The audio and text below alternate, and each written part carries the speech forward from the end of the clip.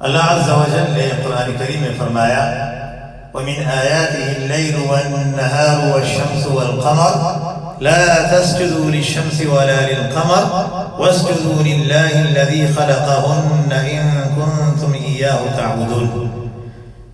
اللہ عز و جل نے قرآن کریم کے اس آیت میں فرمایا اللہ کی نشانیوں میں سے رات اور دن، سورج اور چاند، یہ پورا نظام اللہ عز و جل جو ہے اکیلا ہی چلا رہا ہے۔ اور اللہ عز و جل نے ساتھ میں فرمایا لا تسجدوا للشمس ولا للقمر، نہ سورج کو سجدہ کرو نہ چاند کو، واسجدوا للہ، سجدہ کرو صرف اللہ کو جس اللہ نے اس کو پیدا کیا ہے۔ اگر واقعی تم اللہ کی عبادت کرنا چاہتے ہو تو یہ اللہ عز و جل نے میرے محترم دوستو بھائیو قرآن میں بتایا سجدہ عبادت ہے، عبادت کا لائق صرف اللہ عز و جل ہے۔ غیر اللہ کو سجدہ کرنا یہ اللہ کے ساتھ شرک ہے، گناہوں میں سب سے بڑا گناہ جو وہ شرک ہی ہے۔ ایسی حالت میں اگر کوئی آدمی مر گیا تو وہ جہنمی ہے، اس کے سارے اعمال، جتنے اعمال اس نے اچھے کیے ہیں، روزے رکھے ہیں، حج کیا ہے، عمرہ کیا ہے، جتنی عبادات ہیں سب کے سب جو ہے برباد ہے، سب کے سب برباد ہو جائیں گے، اس کا کچھ بھی اس کو نہیں ملے گا۔ شرک اتنا بڑا گناہ ہے۔ شرک کے علاوہ کوئی بھی گناہ ہو تو اللہ عز و جل جو اس کا منشا، اس کا مرضی ہے کہ اپنے بندے کو معاف کر دے یا جو ہے اس کو سزا دے دے۔ لیکن سجدہ میرے محترم دوستو اللہ نے قرآن میں بتایا یہ صرف اللہ ہی کے لیے ہے اور کسی کے لیے نہیں ہے۔ سجدہ جو ہے، سجدہ غیر اللہ کو کرنا یہ اللہ کے ساتھ شرک ہے۔ ایسی حالت میں اگر کوئی مر گیا توبہ کیے بغیر اس کا ٹھکانہ جہنم ہے اور ہمیشہ کے لیے وہ جہنم میں رہے گا۔ اللہ عز و جل نے فرمایا دوسری آیت کریمہ میں ان اللہ لا یغفر ان یشرک به ویغفر ما دون ذلك لمن یشاء، بے شک اللہ عز و جل شرک کو معاف نہیں کرتا ہے، ویغفر ما دون ذلك لمن یشاء، اس کے علاوہ شرک کے علاوہ کوئی بھی گناہ ہو اللہ عز و جل نے بتا دیا کہ میرا منشا، میرا مرضی ہے کہ معاف کر دو یا جو ہے اپنے بندے کو سزا دو۔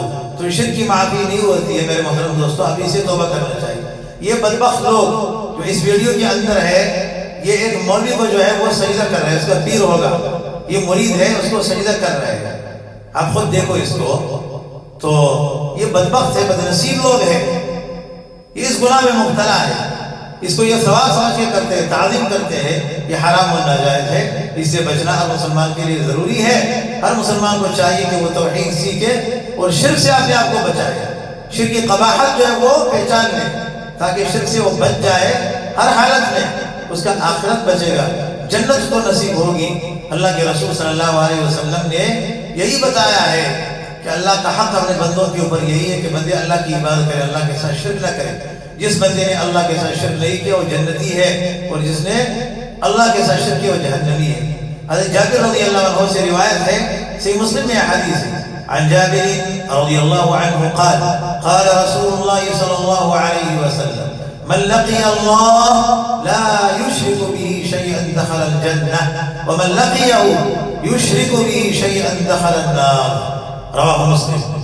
حضرت جابر رضی اللہ عنہ سے روایت فرماتے ہیں کہ اللہ کے رسول نے فرمایا جو آدمی ایسی حالت میں اللہ سے ملا کہ اس نے اللہ کے ساتھ کسی چیز میں شرک نہیں کیا ہے وہ جنت میں جائے گا، اور اللہ عز و جل سے اگر کوئی ایسی حالت میں ملا کہ اس نے اللہ کے ساتھ شرک کیا ہے وہ جہنمی ہے، جہنم میں جائے گا، اس کا ٹھکانہ جہنم ہوگا۔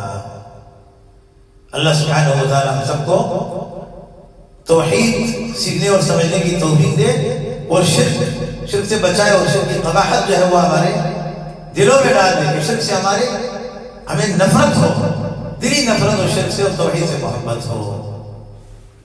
هذا وبالله التوفيق وصلى الله وسلم على نبينا محمد وعلى اله وصحبه وسلم، والسلام عليكم ورحمة الله وبركاته۔